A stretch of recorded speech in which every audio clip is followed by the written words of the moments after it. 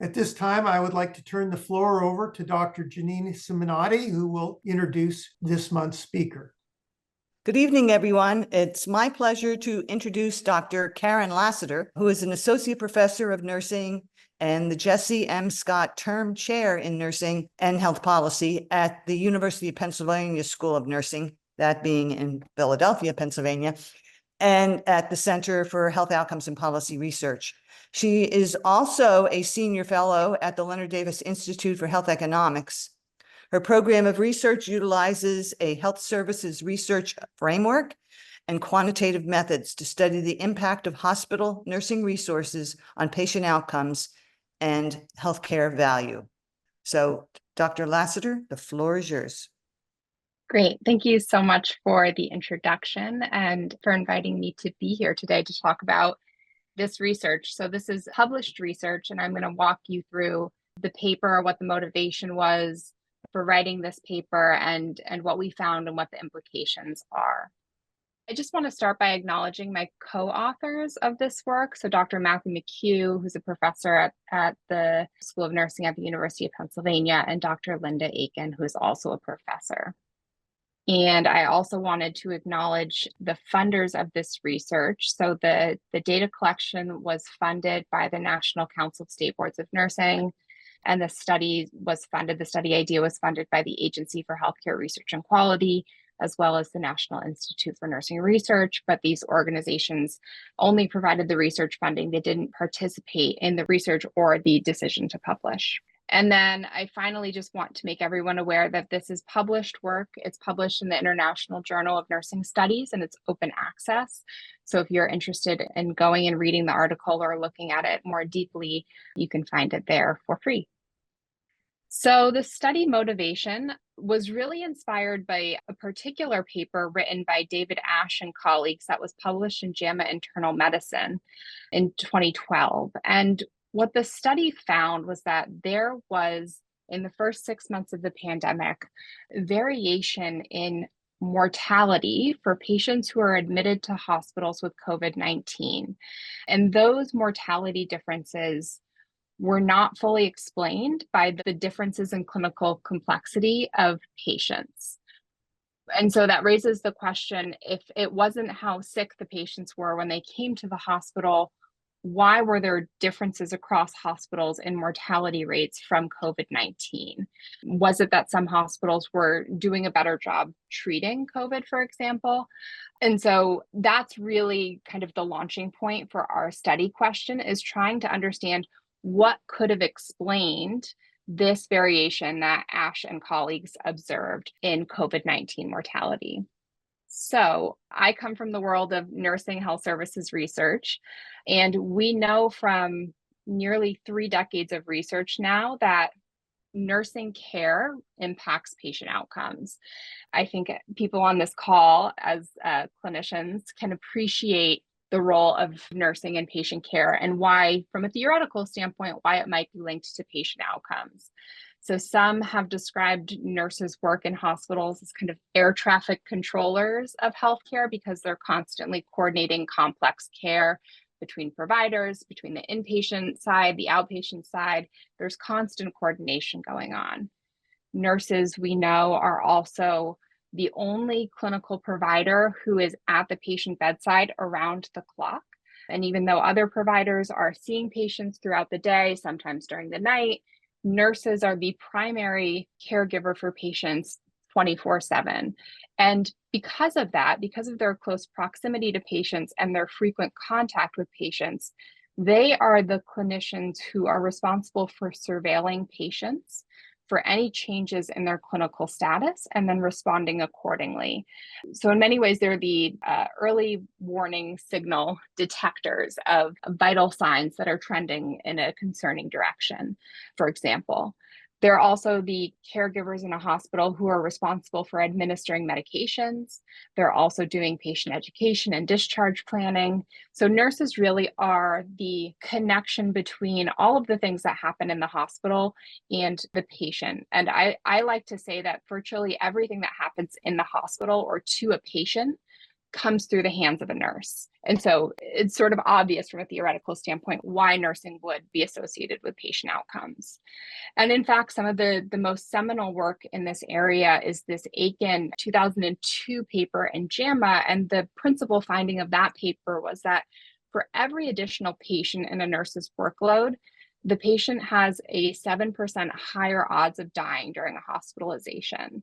So the more time that nurses are dividing their time between more and more patients, the less time they're spending with that patient, the less ability they have to surveil each individual patient for signs and for changes in clinical status. And the result of that is that patients are more likely to die.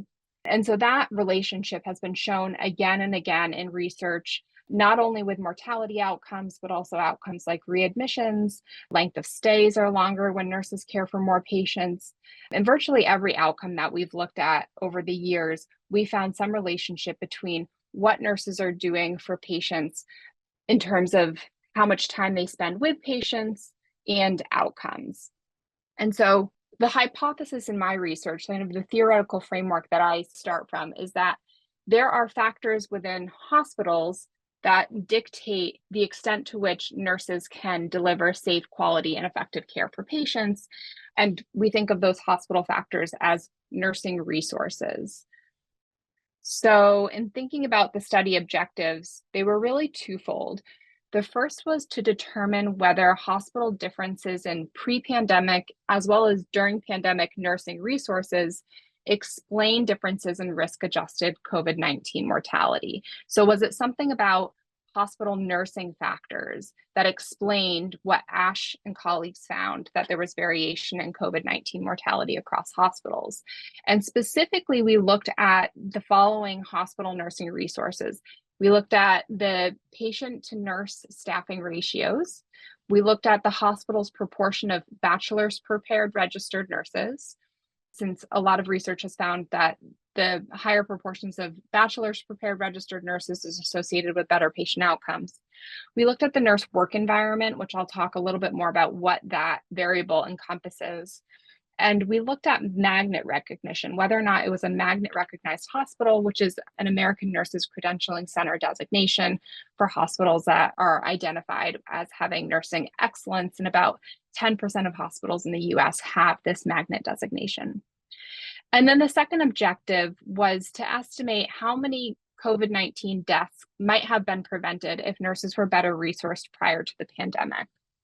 And I'll talk more about this as I go along, but we looked at both pre-pandemic measures of these hospital nursing resources, as well as during pandemic measures. Initially, what I was motivated by in this study was thinking about how can we learn something about emergency health preparedness. So my focus was on pre-pandemic measures, but as we went through peer review process, the reviewers really wanted to see during pandemic measures. So luckily we had both. And so I'll present both to you here, and we can talk about the implications of what they both mean. So a little bit about the data and the sample. This was a cross-sectional study. We analyzed data from Medicare patients using MedPAR inpatient claims. The patients were hospitalized between April 1st of 2020 and December 31st of 2020. So really that first year of the pandemic. In total, we had a little over 87,000, almost 88,000 Medicare beneficiaries in the state of New York and Illinois who were admitted to the hospital with a primary or a secondary diagnosis of COVID-19. For our hospital sample, we used the American Hospital Association annual survey, which provided information about hospital characteristics, things like bed size of a hospital, if it was a teaching hospital, if it had a high technology status. The American Nurses Credentialing Center provided an indicator as to whether or not that hospital was magnet designated. And then the Nurses for All survey of New York and Illinois is the survey that my center and I collect. We ran this survey at 2 time periods in the state.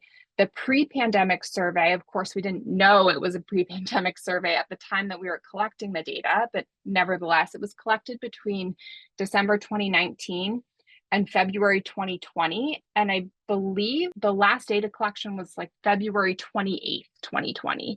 So when I say pre-pandemic survey, really this was just on the precipice of the declaration that this was a national emergency. And of course, we didn't know. It was just fortuitous, I suppose, that we had collected this really important snapshot of what nurses' working conditions looked like walking into the pandemic. And then we ran the same survey about a year later in the spring of 2021. And that's what I call our during the pandemic survey.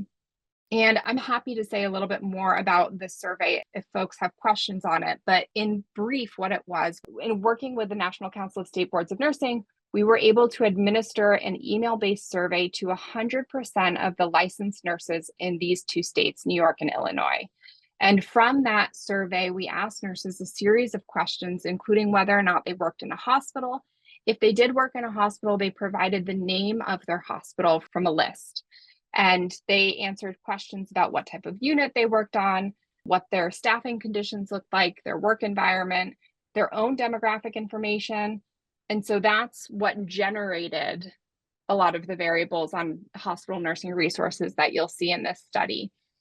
And so as a result of all of this, we were able to analyze data, both nurse data and patient data, in 237 hospitals in the two states. A little bit about the study variables. Our patient outcomes were in-hospital mortality, which is death that occurred during the hospitalization of the index hospitalization, 30-day mortality, which was any death occurring 30 days from admission, whether it occurred in the hospital or outside of the hospital after discharge. And then our hospital level predictors were, as I said, these nursing resources. Again, the details provided here, I'm happy to answer more direct questions if people have them. But essentially what we did was we created hospital aggregated measures. So nurses who reported working in the same hospitals reported what their particular staffing was on their last shift work. And then we took the average of nurses in that hospital to create hospital level measures. The same was done with proportion of bachelor's prepared nurses in a hospital. And then the work environment is a measure from the short form of a national quality form endorsed scale. And there's 5 particular items that we studied. It was whether or not administration listens and responds to employees' concerns, whether or not a nurse manager is a good manager and leader, if there's a lot of teamwork between nurses and physicians, whether there's enough staff to get the work done, and whether there's a clear philosophy of nursing that pervades the patient care environment. And these are things that have been associated with quality outcomes for patients. Just briefly about the methods, we controlled for a number of patient-level covariates. We really took the lead of modeling our regression models off of what David Ash and his colleagues did. So these patient covariates are very much a reflection of that, including kind of the classic things that you would expect to see, like patient age and sex. We included a dummy variable for whether or not the patient was admitted from a skilled nursing facility, the discharge month of the hospitalization, because our understanding of COVID changed so much over the first several months that outcomes looked very different across months, and we wanted to account for that. Similarly, we had a continuous variable of the number of days from March 1st, 2020 to the admission date to account for those rapid clinical improvements, and that's something that Ash and colleagues had done. We adjusted for an indicator of whether or not palliative care or a DNR order was present on admission, and then also patient comorbidities using Ilix-Hauser. And then we also included 10 additional comorbidities that weren't included in the Ilix-Hauser comorbidity index, but were highly predictive of in-hospital mortality for COVID patients. And you'll see in a future slide what exactly those were. So a little bit about the sample. You can see about 23% of patients died in the hospital and 31% died within 30 days of the hospital admission. You can see the age distribution skewed towards kind of the 60s and 70s, fewer in the higher age groups. But if you look at among those who died, the older age groups were more likely to be among those who had both in-hospital and 30-day mortality. And then, of course, with discharge month, I think you all are quite familiar with COVID outcomes. This is sort of what one would expect to see in terms of mortality rates over the various months study here. A little bit about the comorbidity index. So this Lix-Hauser comorbidity index tells you about the comorbidity burden of the folks who died. They had a higher comorbidity index compared to the overall sample, which is no surprise. And then these are the 10 other comorbidities that were adjusted for if they were present on admission. And again, happy to talk more about that in detail if it's of interest.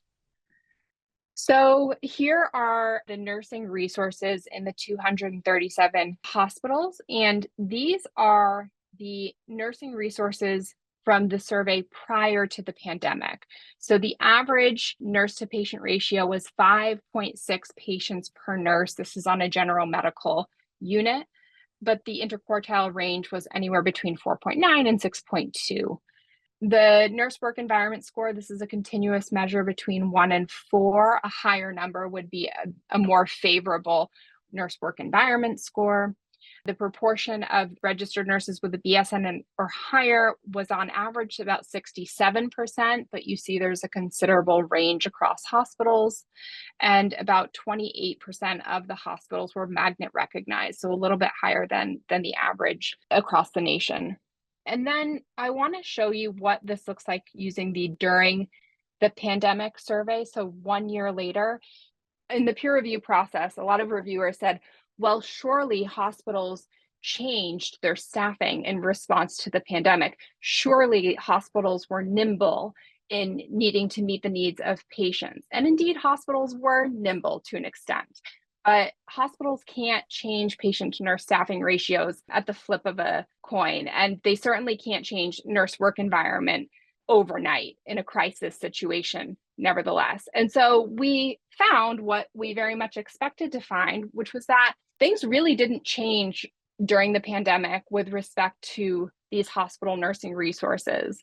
And to the extent that they changed, it could just be a function of sampling variability from our nurse survey. So I think it's pretty reasonable to say that there was very little, if no change, in the ways in which hospitals staffed on average their medical surgical units, how nurses rated their work environment scales, whether or not nurses were more or less credentialed with a bachelor's degree, and certainly magnet recognition changed from 66 hospitals to 65. So one hospital, it appears, lost their magnet designation status. So not a lot of change.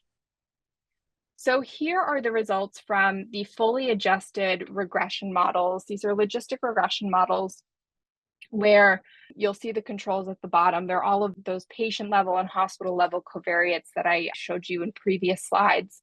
And so what we find is that every additional patient per nurse was associated with a 20% higher odds of a patient dying in the hospital, and a 15% higher odds of a patient dying within 30 days. So this is even bigger than the effects that Linda Aiken found in her 2002 JAMA study.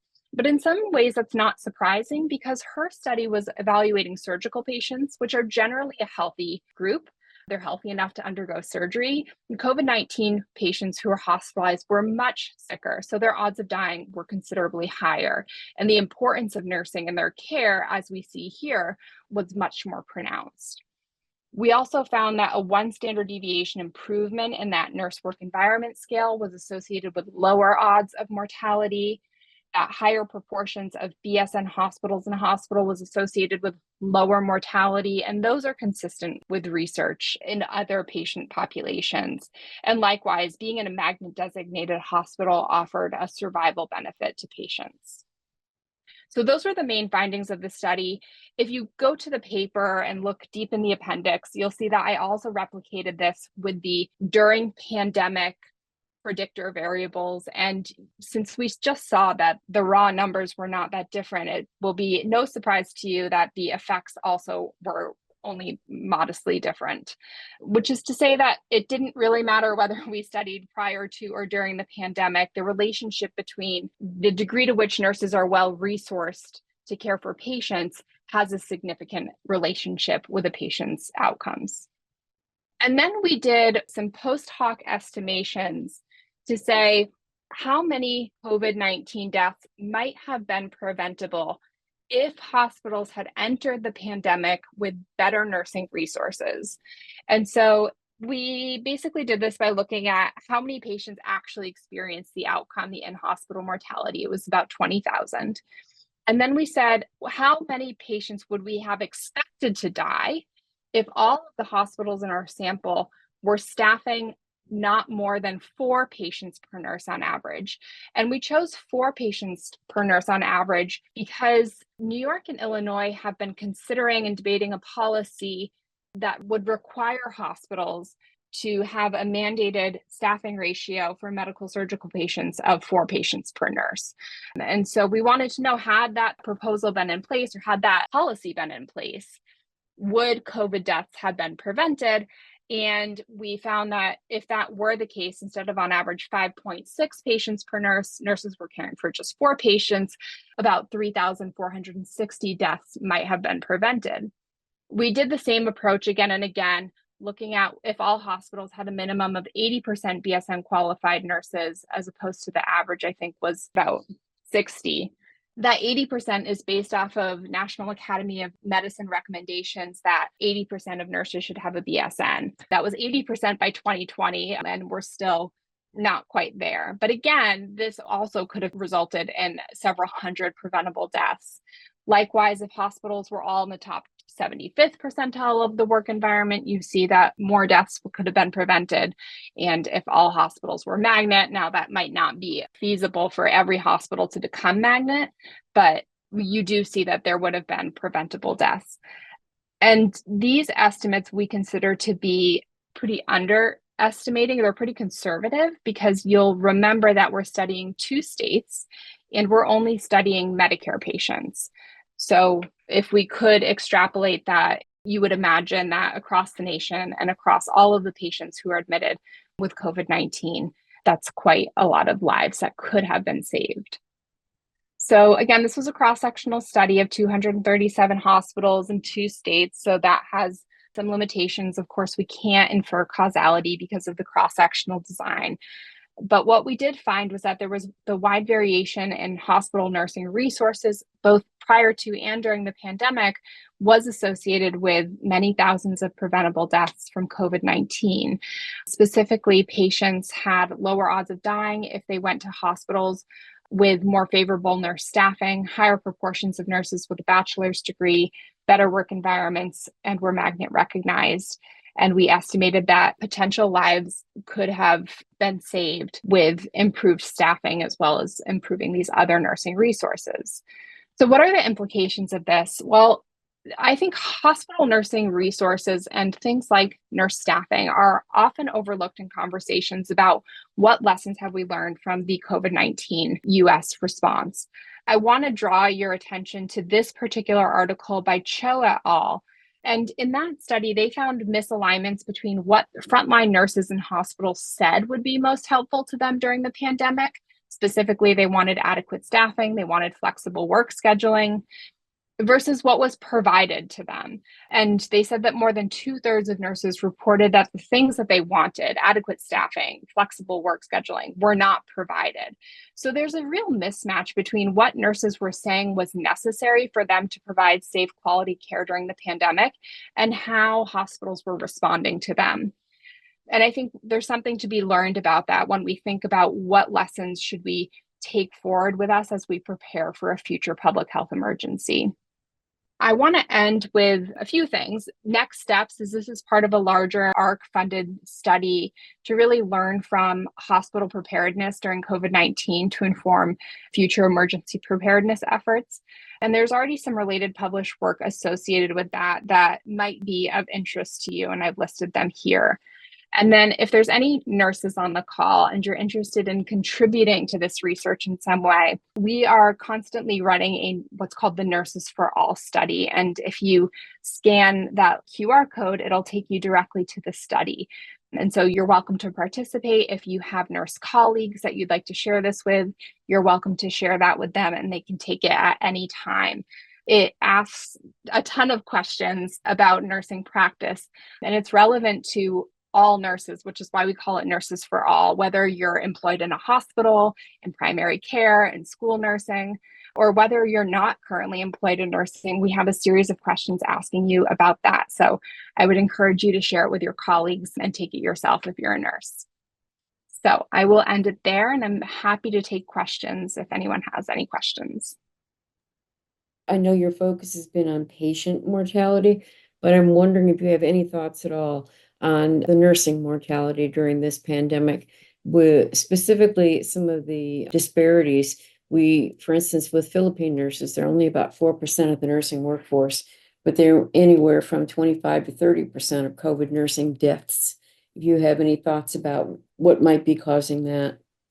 Yeah, we haven't looked at that, but that's a great suggestion. We know that COVID mortality differentially affected people along a number of demographic lines. We know that certain racial groups were more affected. We know that certain types of workers were more affected.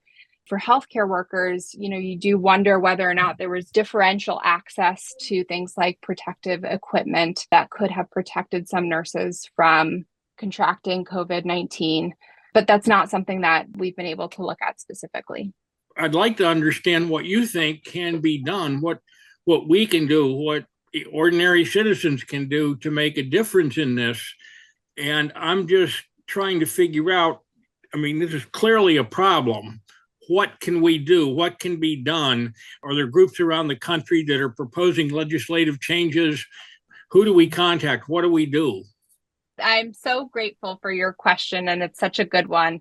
I think the biggest issue here is nurse staffing. It's the top reason that nurses leave healthcare employment. It's the leading reason in nurse burnout, and it's actually what both physicians and nurses say would be the most important thing to improve nurse staffing levels, to improve clinician burnout. So even our physician colleagues are saying we need to do something about nurse staffing because hospitals are chronically understaffing nurses.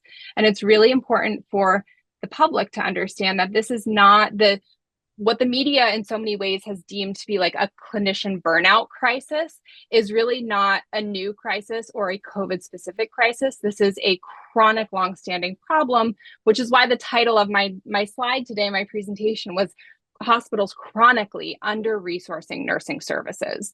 It's really in hospitals' court whether or not they want to increase their staffing and resource nurses better. And despite 2 decades of research showing the importance of better staffed nursing on both patient outcomes as well as outcomes that really matter to hospitals, like satisfaction measures and other things that they get reimbursement on, hospitals have not moved the needle on nurse staffing. And in fact, in the case of Massachusetts, which I know we have a Massachusetts nurse here, in 2018, 2019, the Hospital Association spent $25 million to defeat a legislation that nurses were proposing to require hospitals to staff nurses safely.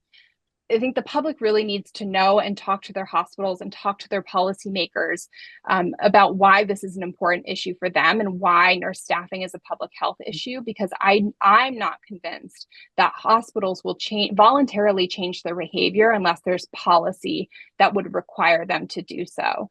California and Oregon now are 2 states that have staffing legislation in place.